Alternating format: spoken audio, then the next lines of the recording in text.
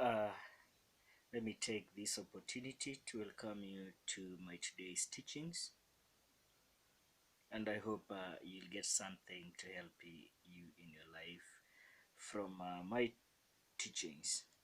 Today, I want us to look at something which is drastic and something which has been disturbing people all through the world, both Christians and all those who are not Christians. And today I want us to look at what is killing our marriages. What is killing your marriage? The reasons why you are failing in that unity which God brought you into.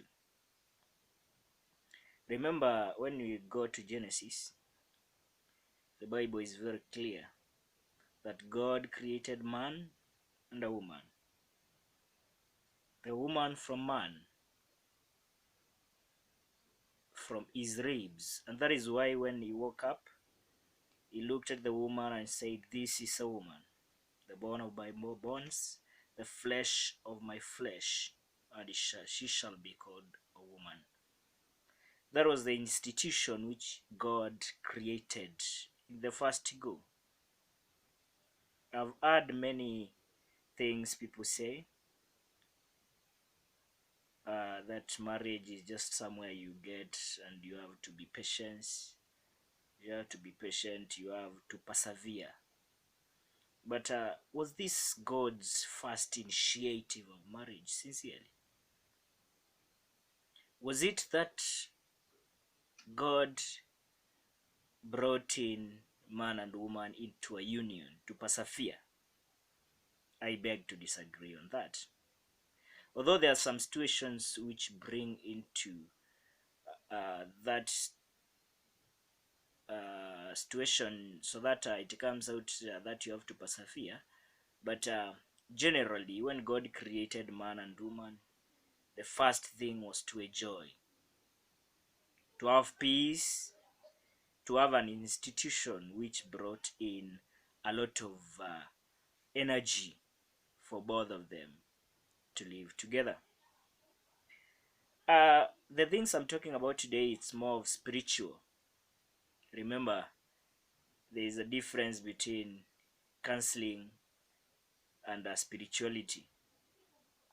Your counselor, I being one of them, may tell you other factors which may bring in failures of marriage, which are brought in by man, typically because of several issues. But most of the things I'm going to talk about today are more spiritual, not just carnal. So I have 7 reasons why your marriage may fail and why your marriage may not work. Number one, you got married when you're not prepared for marriage. What do I mean? Either you got married out of pressure, or you married because of convenience. Most of the times, especially men, get married because of pressure. The woman wants to settle down, but you're not ready. And for you to please the lady, you have to get into marriage. So you get into marriage not because it was time to settle down, but because of the pressure to please somebody. You get into marriage because your family feels it is your time to get married. You get married because your family friends needs his son to get a wife or his daughter to get a husband. And for the ties to move, you have to get an husband. Let us look at David. David was given the daughter of Saul to get married to. The general reason, uh, Saul and made a promise, but the upper reason for Saul to give his daughter was for him to get access to David so that he could kill David However, it worked the other way around, that the lady would come and tell David everything. So that is factor number one. That may make your marriage to be a living hell, because your mindset is not in that marriage. Your mindset was not set that time to get married, so you got into it without really being prepared.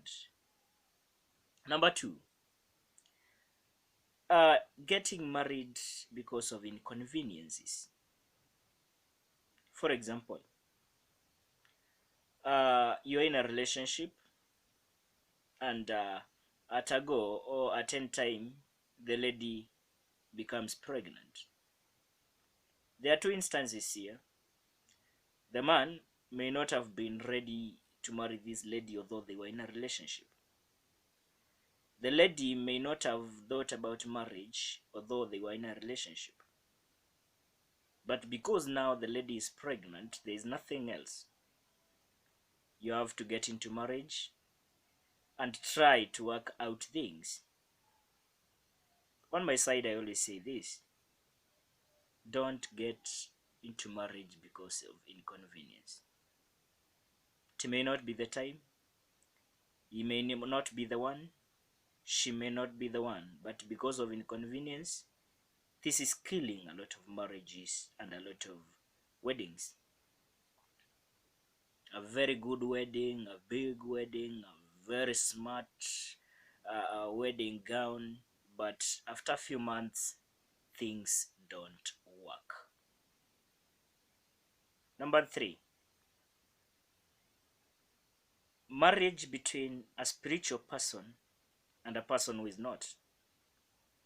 And when I'm talking about a spiritual person, this may be somebody who is in the church, but the person he or she gets married to doesn't recognize that. You'll allow me to use this. Maybe a Christian and a pagan. Remember, the problem which will come to this is just a simple one: a spiritual battle. The devil now starts using the unbeliever to fight the believer. There are two instances here which you need to look at. There are two unbelievers who got married when they were not believers, and one became a believer afterwards. But I'm talking here about a believer going out to get a lady who is not a believer, or a lady going out to get a man who is not a believer, and believing that at a given point I will change this man or this woman. It may never happen. Although to some extent it happens, but to most cases it fails. Remember, this one person is spiritual, the other is carnal. So for the two to tangle, it may be a bit hard. So mostly you find that the unbeliever is used as a vessel by the devil, and the marriage fails totally. Number four, as much as you're married, you must note that there are what we call spiritual battles.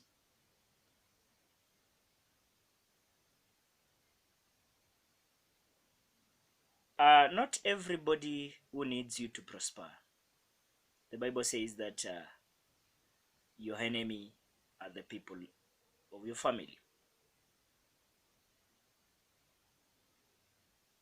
Many people get married, and in the spiritual realm, remember, these people who fight you spiritually, they understand your spiritual or your future more, because they use spirits. Most of them use spirits of the dead. Most of them use spirits which can foretell the future. And that is why when you greet them, they hold your hand, trying to connect and say what is coming in your future. The moment they notice that there is a great thing which is being prepared for you in the spiritual realm, uh, be assured that the fight has just started. Remember, most of these take what belongs to you spiritually and transfer. They do what we call a spiritual transfer of your blessings, either from you to their sons and daughters or from you to them directly. So, you may have married a good person, and also you're a very good person. But as the time goes on, you find that the two of you don't agree. You just wonder, is this the person I got married to? Is this the lady I got married to? Is this the man I got married to? The problem may not be you. The problem may not be your husband. The problem may not be your wife. But remember, you are in a spiritual battle. When we are there, remember, in a spiritual battle, they have to take the weaker partner. So I always say this: if you're the stronger partner, the best thing you can do is to fight. Not to fight the person, but to fight the spirit which is of destruction in your marriage. How do you fight that? This means what you call deliverance. This needs praying and fasting. Remember, Jesus started telling them, some of these demons don't go. They go only by prayer and fasting. Do you fast for your marriage? Do you fast for your husband? Do you fast for your wife? Do you pray for them? That is where we fail. Number 5, there are what we call family altars or generational issues. Family altars, they are altars which were brought in by your forefathers, which may fight prosperity of marriages. Remember, if you are coming from a family where they people go to witch doctors, they believe in witchcraft, there are those altars they have built. Now imagine coming from a family like that and getting married to somebody who believes in God.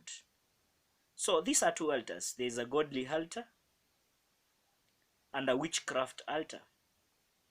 These two altars will never agree on anything. So for you two to live together, you must first agree and know. Go back to your family, check which altars were brought in my family, which altars were in my family during my forefathers. Did they believe in so much witchcraft? Did they bring in witch doctors into our family? And so on and so forth. And for you now to pass through that, you need to go through deliverance, break those altars, and then start afresh as a Christian. Many Christians live in denial. Because now I'm saved, those altars can't work. My friend, you're very wrong. Altars, remember, these altars were made of sacrifices. And the blood which was spilled, either of animals, speaks into those altars. Those altars have power. And I always ask people a very simple question. If the devil was so daring to fight Angel Michael in heaven, what about a human being like you? So those altars are very, very, very dangerous. Now, when we are still in that, there is what you call generational issues. You find that there is a family maybe where something happened. Maybe the father or the mother cast the daughters or cast the sons, and so on and so forth. You find that most of those ones can't stand in a marriage. Do women in your family get married? Do they stay in their husbands' houses? Do men in your family get married and stay with their wives? How many women do your men marry? You're a Christian. Your forefathers, even your father, has more than one wife. and you want to marry one wife. I'm sorry, that may be hard. These are the issues you need to address. Go for deliverance. Look for a man of God who can take you through deliverance. Because even if it is to die, your wife will die so that you marry a second wife. Even if it is to go, your wife, there'll come just a simple issue for your wife to go so that you marry again. So that in the spiritual realm, it will be you married two women. And then after she goes and you get married to another woman, you find that she may want to come back. Those are what you call generational issues. There are places where you find that the women were cursed by their grandmother. They can't get married. So even if you get married to that family, you'll stay with that woman for just a short time and she has to go. You have to break up. Number 6, your past life determines how your marriage looks like. When I talk about your past life, there are people who lived a life which was not right. For example, a lady who used to sleep or go with married men, or a man who in his youthful life used to sleep or go with married women. If you're a man and you used to go with married women, that spirit now when you get married gets into your wife. She has now to go with other guys. Although she was good, she may have been very good, but because of the spirit which you brought into, remember when you sleep with a person, there is something which happens spiritually. That is a body you have created. You have made a covenant.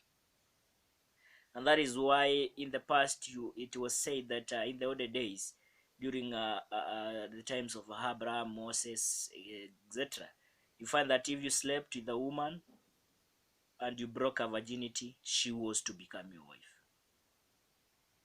Because that is a covenant.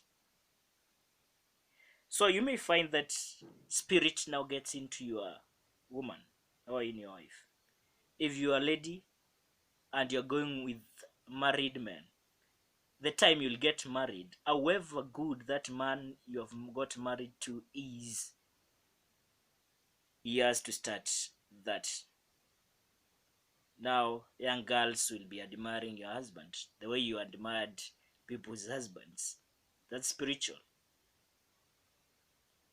These are the things I say they need deliverance. You need to be delivered from that spirit. Then number 7, marriage covenants. Here we have 2 marriage covenants. There are marriage covenants with people, and there are spiritual marriage covenants. Let me start with the marriage covenants with people. When you're growing up, you meet a lot of men and a lot of ladies, and most of us, we promise people, I will marry you, you'll become my wife, you'll become my husband, and so on and so forth. Remember, words have power. When you read John 1, the beginning was the Word, and the Word was with God, something blah blah. Hapo mwanzo lilikuwako neno, nalo neno lilikuwa Mungu. So the word you speak has power over your life. When you speak, there is something happening in the realm. You promised, that remains a promise. Said I'll marry you, you never broke that. So that is still working on you. That is killing you also. So if you have that in your life, you have to break it. You have to look for that person and tell him, now I want us to leave each other in a good way. I can't marry you. Let us break those words. Uh, Secondly, you can find that you have spiritual marriages. There are people who get married spiritually. You find that there are those who is called spiritual husbands and spiritual wives. In your dreams, you dream sleeping with men, sleeping with women, and you find when you wake up, you find sincerely there is something which happened during the night. Some even have spiritual babies. You have dreams breastfeeding children, which are spiritual. And when you wake up, you may find that your breasts may be a bit hurting. So those are what we call spiritual covenants which you make. So for you to survive this, now remember, if you have a spiritual husband or a spiritual wife, even if you are married, that means at the end of the day, the spiritual husband or the spiritual wife is very jealous. So they will do anything to make sure that they break that marriage you have. Whichever way you look at it, but it will have to work that way. So, as much as you are in a relationship and you're in a marriage, you need to look at issues which may bring your marriage down. And I always say this, in my many years of looking at spiritual issues, I don't term anything like a relationship. I always say this, and this is what I've learned. It's out of experience. If you're not ready for marriage, don't date. If you're not sure of what you need with a person, don't start the relationship. Wait until you're ready, work out your marriage, and God will see you through. So, God bless you so much. Till next time, shalom, shalom, and God be with you. Amen.